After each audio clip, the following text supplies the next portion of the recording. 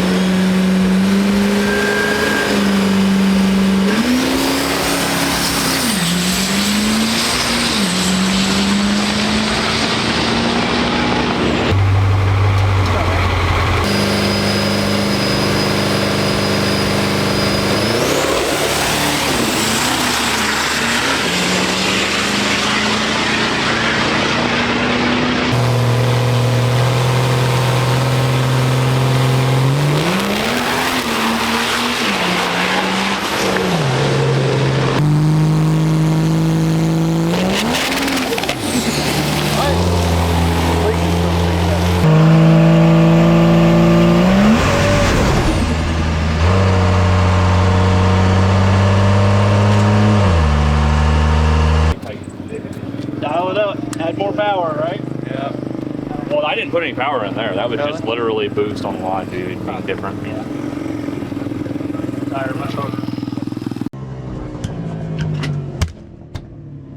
Hey, I need towed back. Needs a tow, bro. What? Needs a tow. Oh, you need tow? Yeah. Okay. Call Paul. What's wrong? I don't know, it's locking again. All right, so you guys just saw a couple passes, including the one for the Pro Street truck and Mitchell's truck. Mitchell's truck did pretty well, went 593, put him #1 qualifier, which he ended up being #1 qualifier all the way until Q3, where he ended up #3 qualifier. But on the Pro Street truck, we went out, spun. And so basically what happened was we put the DPC converter in. We just assumed that we broke the sprag. Should have been no issue, put the converter in. Well, what happened was there was enough trash that found its way into the lockup circuit that the screen was partially blocked. And after talking with a couple people, basically what happens when that does that is the lockup circuit can't exhaust fluid fast enough. And so it's always dragging the lockup clutch. So we did a couple spool ups, and the truck seemed to be, the converter seemed to be getting tighter and tighter.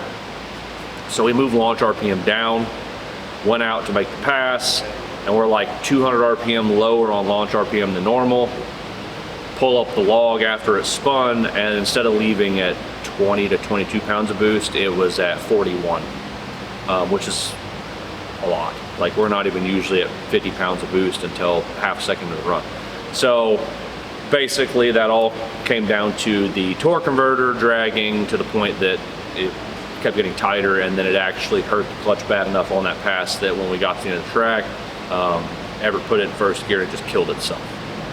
So that rolls us into Friday night. We missed Q2, and another trans removal, and then this time we did a full, just went through the whole transmission, cleaned the valve body, and then we got another torque converter from Daniel Hargrove, which it was a Suncoast converter, so it was a 2500 stall. We typically run a 2600 stall, so we're thinking it's pretty close to the same. Should be put it in and be good to go. We had to change the input shaft. We run a Santner typically in this.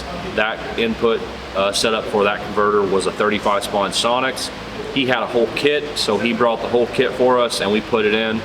And then we're gonna roll into Saturday for Q3, hoping that this converter is closer to what we have and it should get down the track, get us qualified to race.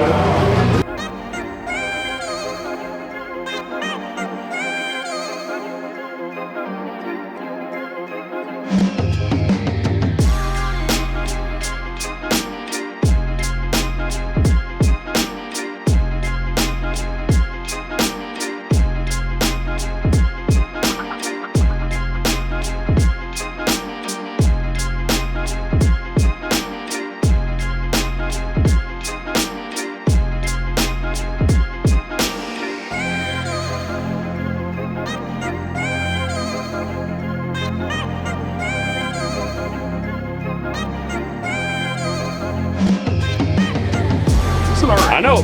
Do what? It's an R8. Yeah, it's an R8. The reason why we haven't converted it is because we've already got drive shafts. I mean, it works though. Yeah, it's all. Well, it's drilled for a 48 valve. Oh, by the way, we gotta get a magnet and fit my second gear thing out of the overdrive unit. And I don't have a magnet, so.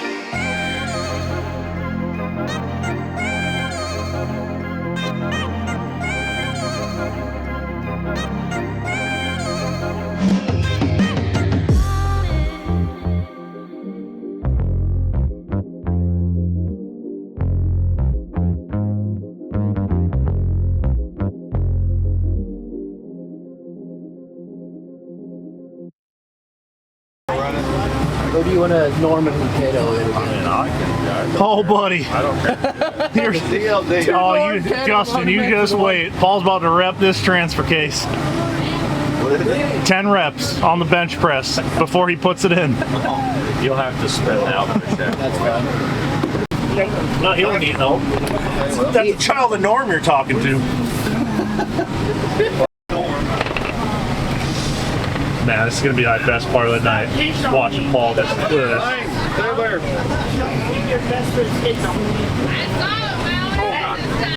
Hey, drop a like or a comment if you think that Paul is the biggest human alive. All right.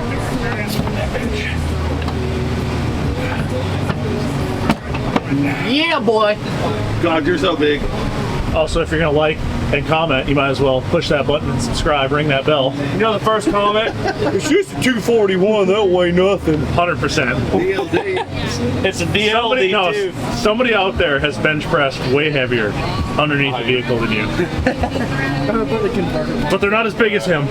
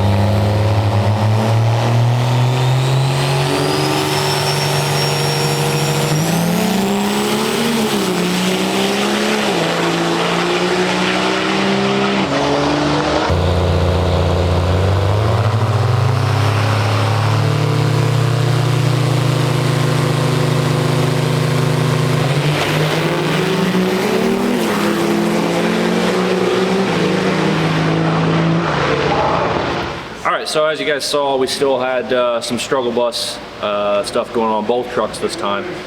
We'll start with Mitchell's. Mitchell's truck, he was number 2 or 3 qualifier, I think 3. Number 3 qualifier, goes in the first round, has Dan Zelton. Dan's truck flies. Truck's been 512, but he turns it down for 590, and this last weekend he had it turned down a little too much, and he'd been consistently running mid 6.0s.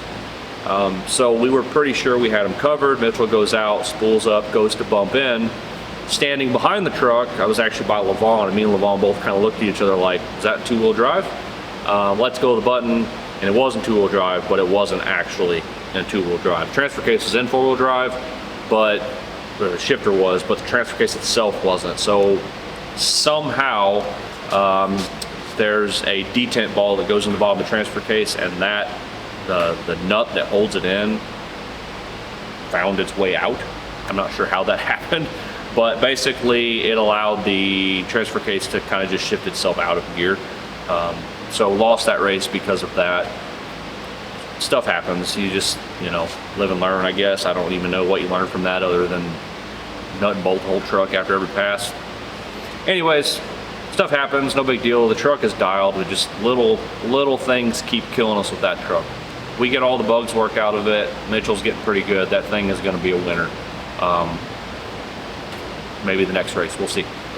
Moving on to the Pro Street truck. So we go out, do some test schools with the truck. It does appear it's about 100 RPM tighter. We lowered RPM 100 from normal. That put us at the same launch boost. So we think, all right, at this point we got this thing licked. It's gonna fly. You know, we're back where we need to be. Everything's the same. All I did was lower launch. Goes out, let's go as a button to Q3, and again, just monster 4-wheel drive burnout, like all the way through second lockup, just light them up. Kind of scratching my head, I'm like, it doesn't make any sense. So get back, I didn't even really look at the logs. I was just like, whatever. We didn't qualify because we hadn't run Pro Street yet this year with this truck, so we didn't qualify. So we're just watching at that point.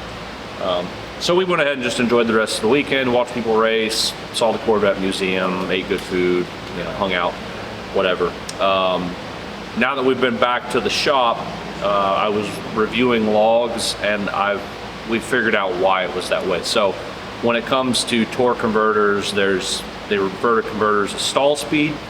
The problem with referring to them in stall speed is that it doesn't work that way. So there's multiple different stalls in a torque converter. There's brake stall, there's a flat where it'll flash to while you're going down the road, or whatever the case might be. So during spool up, it does appear to only be 100 RPM tighter, which is fine. We made that work. In fact, it was very, you almost didn't even tell the difference in spool up. But when we let go of the button and the transmission, you know, or the truck tries to leave and the torque converter goes into fluid coupling, it's a lot tighter. Half a second into the run, we're typically at 4,300 RPM.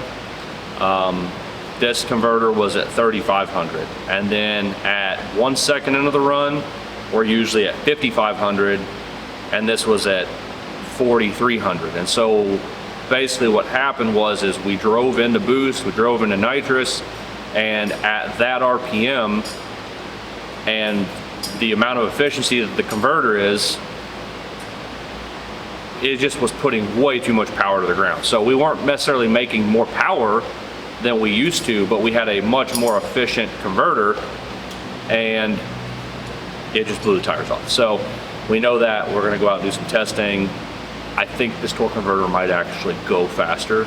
We just have to make it leave first. We did on the last pass when it spun, we did break the right rear axle. Yeah, that's not the first time we've done that. The wheel spin, violent shake thing doesn't help. We also did discover this is a Dana 70U, which is tiny, and they don't make spools for them. So our spool option is a welder, and we seem to be about 30 to 40 passes on those welds before they break the welds. So it's not open, but there's enough slop that the tires can do this instead of being 1-to-1. So generally when that happens, it puts a lot more load on the axle because they're trading load. So we've got all that fixed as well, but that's just something to add with more carnage. So we'll do some testing, but that's our race weekend. Hopefully you guys enjoyed it. Hopefully you guys enjoyed watching other people make passes other than just us. And we'll see you guys next time.